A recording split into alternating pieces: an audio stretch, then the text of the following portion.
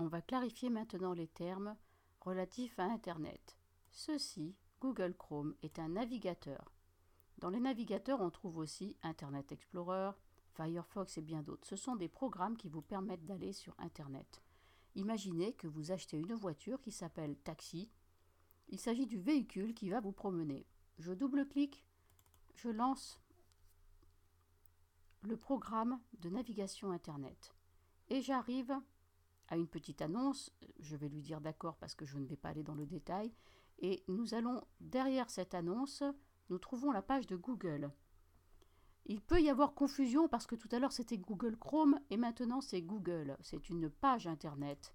Et ceci est un moteur de recherche, l'un des plus puissants au monde, pour vous permettre de trouver ce que vous voulez. Ne confondez pas la voiture et le chauffeur. Bien que en français on appelle cela taxi indifféremment, ici ça s'appelle Google indifféremment, mais là vous êtes avec le bonhomme qui va vous conduire là où vous le demandez. Et vous n'êtes pas avec la voiture en premier plan.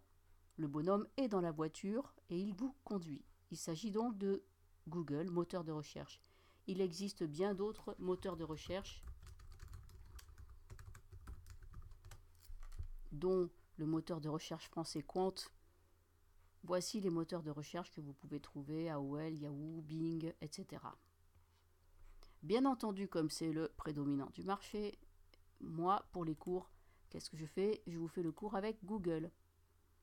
Donc, qu'on soit clair, moteur de recherche et navigateur ne sont pas là tout à fait la même chose. Avec Google, moteur de recherche, vous pouvez demander ce que vous souhaitez en tapant les mots-clés qui conviennent. Par exemple, tutoriel pour apprendre, vidéo,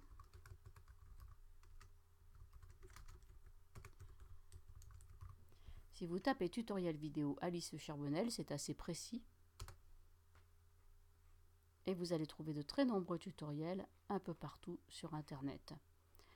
Lorsque vous arrivez dans un résultat de recherche, vous avez un résumé et un lien. Comment on sait que vous êtes sur un lien? C'est parce que la flèche de la souris va se transformer en main avec un index. L'index sert à désigner. Si vous cliquez dessus, vous allez forcément arriver à une page. Vous êtes dans le navigateur, même si c'est le moteur de recherche qui vous a conduit à cette page. Pour revenir en arrière à la page précédente, faites comme ceci. Cliquez pour revenir en arrière. Cliquez pour aller à la suivante. Cliquez pour revenir derrière. Vous voyez? Personnellement, quand j'ai une recherche, je clique avec le bouton droit et je choisis Ouvrir dans un nouvel onglet. Vous voyez, ceci s'appelle un onglet. Et dans la même fenêtre, puisqu'il s'agit d'une grande fenêtre, je peux avoir plusieurs onglets. 1, 2, 3 onglets. Pour fermer un onglet, je clique sur sa croix à lui. Et je peux ouvrir tous les résultats de ma fenêtre avec un clic droit sur le lien et ouvrir le lien dans un nouvel onglet, ce qui m'évite de perdre ma fenêtre de recherche.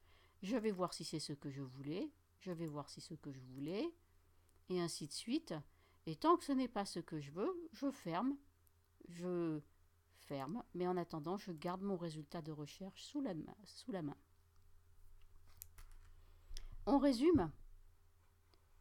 Vous êtes dans une fenêtre, vous êtes avec Google Chrome qui navigue sur Internet et le moteur de recherche vous a amené à trouver des liens et des pages. Des pages Internet que nous avons affichées et qui s'affichent dans des onglets. Les onglets peuvent se fermer.